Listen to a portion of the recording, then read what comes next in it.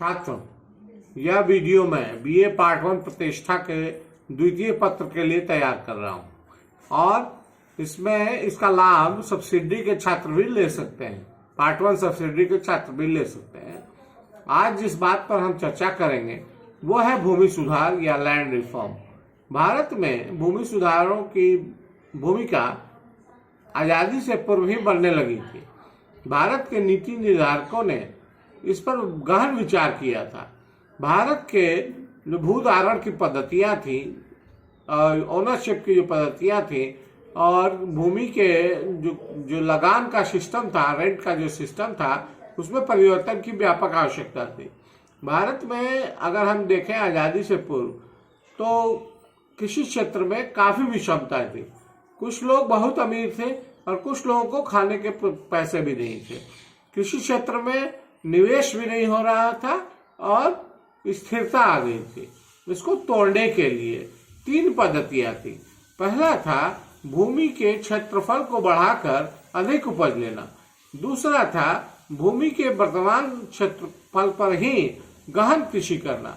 और तीसरा विकल्प था ऐसे संस्थागत परिवर्तन करना जिससे जोतदार को ही भूमि का मालिक बना दिया जाए ताकि वो उसमें पूरी निष्ठा के साथ और पूरे मेहनत से उस पर विकास करे।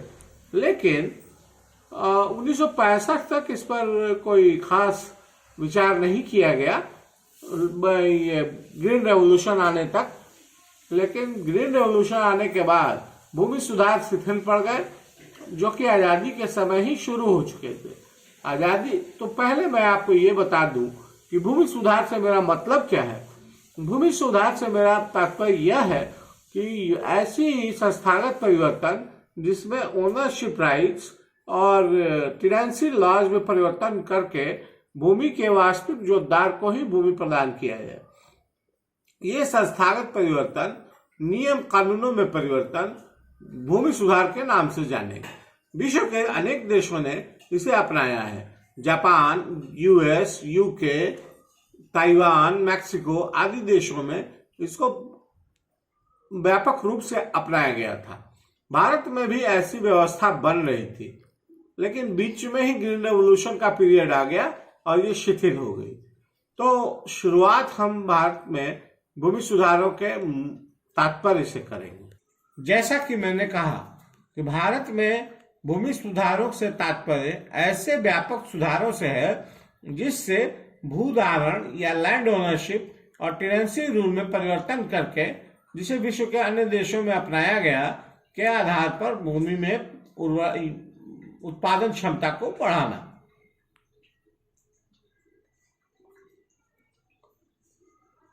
आजादी की पूर्व संध्या पर भारत में 3 तरह के भूधारण पद्धतियां और लगान वसूली की पद्धतियां थी। पहली थी जमींदारी, दूसरी थी महलवारी और तीसरी थी रैयतवारी। जमींदारी सिस्टम 1793 में लॉर्ड कॉर्नवालिस के द्वारा लाया गया था। लॉर्ड कॉर्नवालिस ने बिहार, उड़ीसा और बंगाल में अर्थात पुरानी बंगाल प्रेसिडेंसी में परमानेंट सेटलमेंट का प्रावधान किया था। इसमें भूमि के जो लगान वसूलने वाले लोग थे, जमींदार थे, उन्हें ही जमीन का मालिकाना हक दे दिया गया और व्यापक शोषण हुआ इस पद्धति में। जो 2 पद्धतियां और थी, महलवारी, रैयतवारी। महलवारी जमींदारी से थोड़ी सी अधिक अच्छी थी, लेकिन उसमें भी जमींदारी के अंश आ गए थे। रैयतवारी सबसे अच्छी पद्धति थी, लेकिन उसमें भी जमींदारी के अंश आ गए थे। अब मैं आता हूं इस बात पर कि जमींदारी प्रथा और रैयतवारी, महलवारी जिसे अपनाते थे, उसमें क्या खामियां थी। पहली खामी यह थी कि यह व्यवस्था एंटी डेवलपमेंटल थी। एंटी डेवलपमेंटल में तात्पर्य क्या है? अंग्रेज जमींदार को यह अधिकार देते थे कि वो जितना अधिक लगान वसूल सके वसूले और अंग्रेजों को एक निश्चित मात्रा में लगान का हिस्सा प्रदान करे। ऐसी दशा में जब भूमि का मालिक भी टेनेंट नहीं था, कृषक नहीं था और उसके पास पैसे भी नहीं बचते थे, तो वो विकास संबंधी कार्य नहीं कर पाता था। इसके अलावा मालिकाना हक चूंकि उसको नहीं था, अतः इसमें वो रुचि भी नहीं रखता था।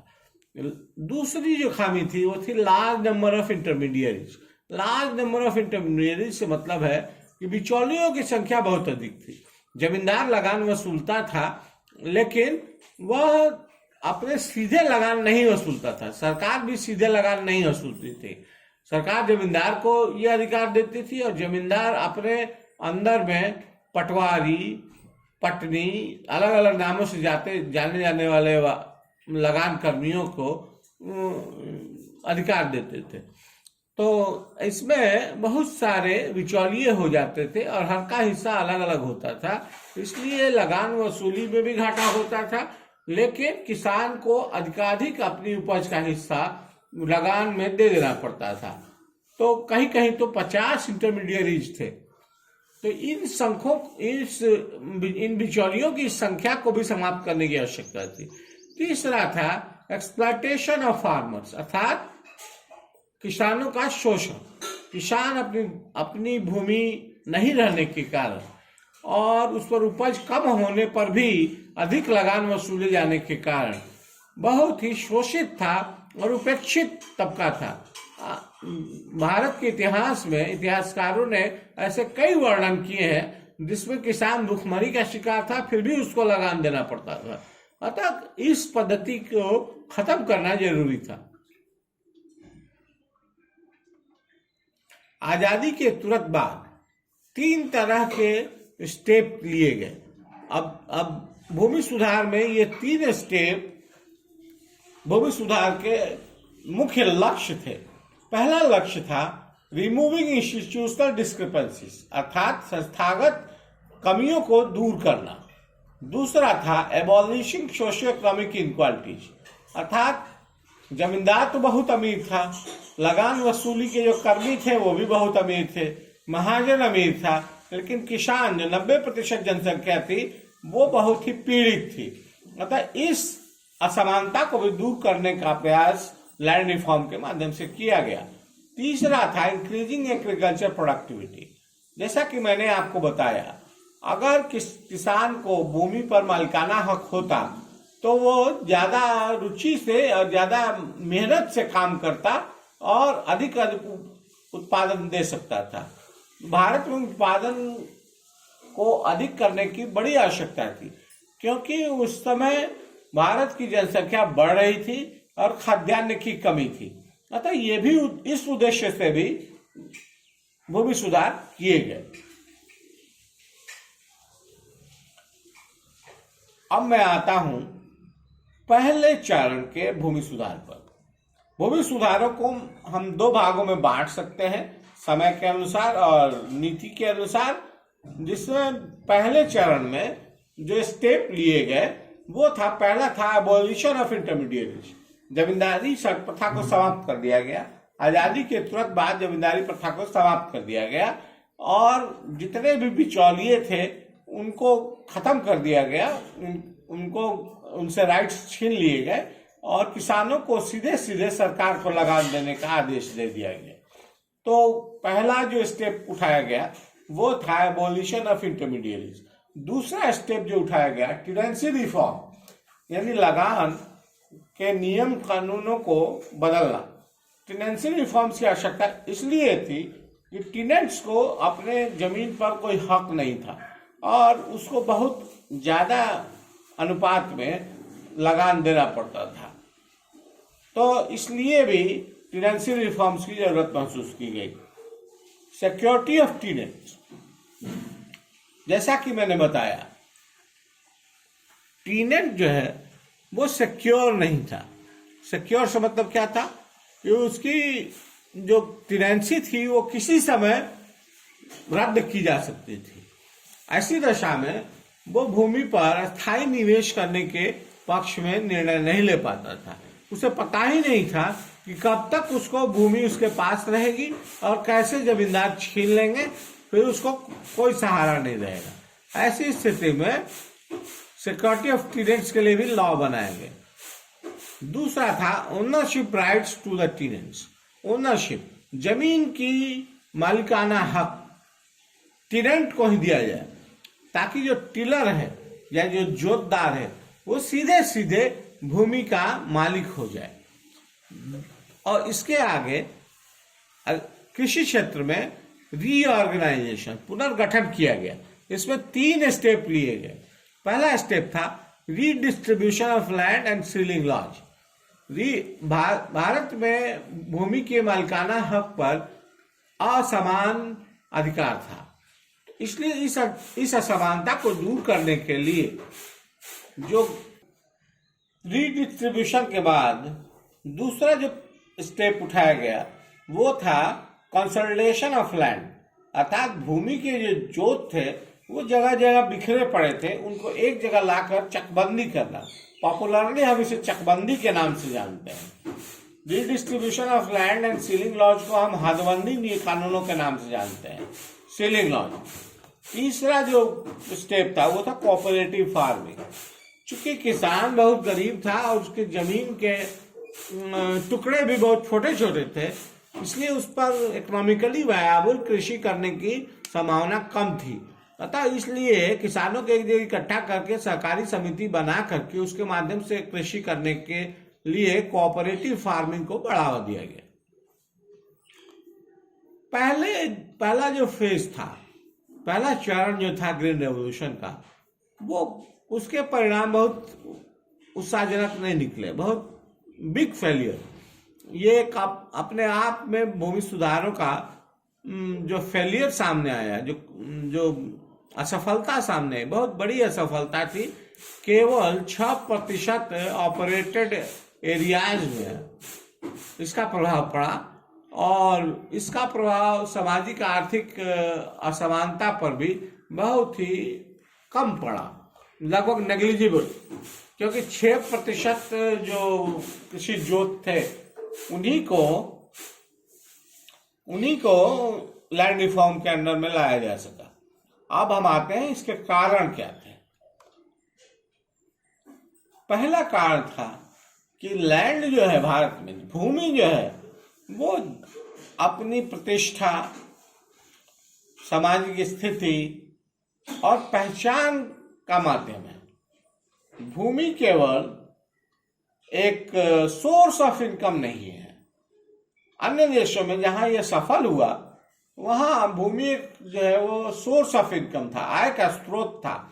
लेकिन भारत में भूमि के साथ साथ सामाजिक प्रतिष्ठा, सामाजिक स्थिति और पहचान से जुड़ा हुआ था। अतः इसका व्यापक विरोध हुआ। लैंड रिफॉर्म जो लाया गया, सीलिंग लॉज जो लाया गया, उसे जबरदस्ती जमीन छीनने का आरोप उस पर लगाया गया, ताकि जो जमींदार वर्ग था, जो प्रभुत्वशाली वर्ग था, वो इसके विरोध में आ गया। तो ये सफल नहीं हो सका। दूसरा था, राजनीति में भी ऐसे ही लोग थे जिनका भूमि से जुड़ाव बहुत निकट का था और वो जमींदारी प्रथा का समर्थन करते थे। जमींदारी प्रथा तो खत्म हो गई, लेकिन जब व्यापक रीडिस्ट्रीब्यूशन, पुनर्बंटवारे की बात आई, तब लोगों ने अपना राजनीतिक इच्छा शक्ति नहीं दिखाई और ये कार्यक्रम बहुत ही असफल रहा। फेज 2 जो आजादी के बाद ये 1990 के बाद शुरू हुआ, उसमें 3 स्टेप बहुत अच्छे हैं। वो है mapping of land carefully and assigning conclusive titles. पूरी भूमि को अच्छे ढंग से सर्वे कराकर उसके रिकॉर्ड्स को दुरुस्त कर कर और जो वास्तविक जोतदार है उसको सीधा सीधा अंतिम रूप से उसको मालिकाना हक दिए जाने से काफी परिवर्तन आया है। दूसरा था devising a fair speedy system of land acquisition policy. Bharat में भू अधिग्रहण की बड़ी आवश्यकता है, क्योंकि भारत एक विकासशील देश है और बहुत सारी कारखाने, एजुकेशनल इंस्टीट्यूशंस, हॉस्पिटल्स आदि बनवाने की जरूरत है। इसमें बड़े क्षेत्रफल में भूमि की आवश्यकता होती है। इसलिए भारत के विकास के लिए आवश्यक था कि भूमि को अधिग्रहण करने के लिए, लैंड एक्विजिशन के लिए एक कानून लाया जाए। इसको ध्यान में रखते हुए एक बहुत ही अच्छी कानूनी व्यवस्था कर दी गई है, जिसमें भूमि का एक्विजिशन, भू अधिग्रहण आसानी से हो सकता है और कृषक को नुकसान भी नहीं होता है। तो ऐसी दशा में ये भी एक बहुत अच्छा स्टेप है। तीसरा जो स्टेप लिया गया वो है putting in place a transparent and effective land leasing policy. Bharat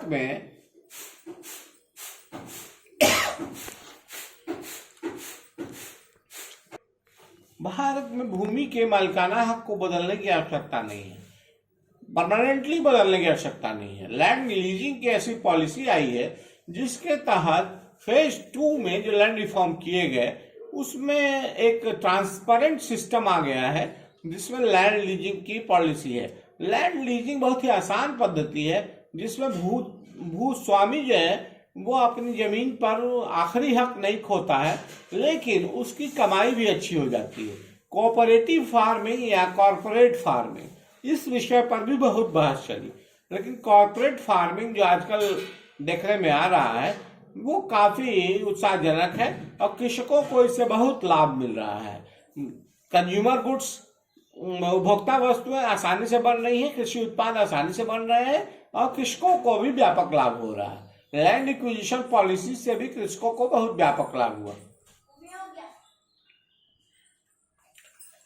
जो मेजर प्रोग्राम्स इसमें चलाए गए हैं, जो लॉज बनाए गए हैं, उसमें 3 है। पहला है national land record modernisation programme NLRMP 2008।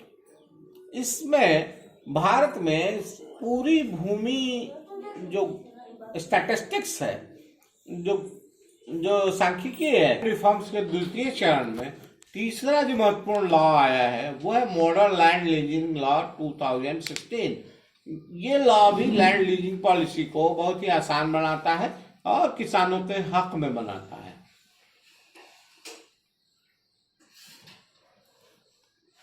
अब प्रश्न यह उठता है कि भारत में, जैसा कि मैंने आपको पिछले लेक्चर में बताया था कि ग्रीन रेवोल्यूशन कुछ दिनों तक बहुत ही सफलतापूर्वक अपनाया गया था और भारत में खाद्यान्न की कमी हो गई, कमी को दूर किया जा सकता था।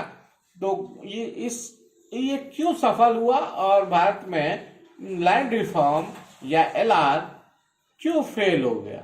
पहला तो था GR, जो ग्रीन रेवोल्यूशन है, वो बड़ी और आर्थिक कृषि के लिए बहुत ही सुविधाजनक था, इकोनॉमिकली वायबल था। लैंड होल्डिंग इकोनॉमिक न रहने के कारण भारत में बहुत नुकसान होता था। तो जो लैंड रिफॉर्म था उसमें मालिकाना हक व्यापक लोगों को दिए जाने का प्रावधान था। तो इससे उस समय ये भूमि में उत्पादन बढ़ने की संभावना बहुत कम थी, क्योंकि जिनको भूमि का मालिकाना हक दिया जाता वो लोग काफी गरीब थे और उनके द्वारा छोटे छोटे जोतों पर अधिक इकोनॉमिकली वायबल, आर्थिक रूप से सक्षम ये कृषि की संभावना नहीं थी। इसलिए जहां ग्रीन रेवोल्यूशन या GR सूट करता था इस पद्धति को, वहीं लैंड रिफॉर्म जो था LR वो सूट नहीं करता था। दूसरा था कि ये LR जो था वो सोशली अपोज किया गया, सामाजिक रूप से इसका विरोध हुआ, जबकि ग्रीन रेवोल्यूशन को सोशली एक्सेप्ट कर लिया गया, क्योंकि इससे ज्यादा अन्न उत्पन्न हो रहा था और किसी की आय या संपत्ति का भी नुकसान नहीं हो रहा था।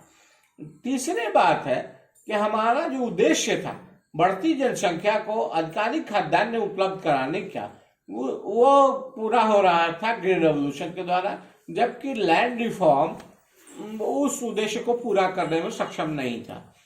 तीसरा है, अंतर्राष्ट्रीय रूप से अगर हम वर्ल्ड बैंक और विभिन्न देशों की सहायता पा सके तो वो ग्रीन रेवोल्यूशन के लिए था, न कि लैंड रिफॉर्म के लिए। इन 3-4 कारणों से भारत में जहां हरित क्रांति या ग्रीन रेवोल्यूशन बहुत सफल रहा अपने फर्स्ट फेज में, वहीं लैंड रिफॉर्म बहुत सफल नहीं रहा। और इसके असफलता के कारण अब तो यह भी बात चलने लगी है कि ये एक तरह से इररिलेवेंट, अप्रासंगिक विषय हो गया है।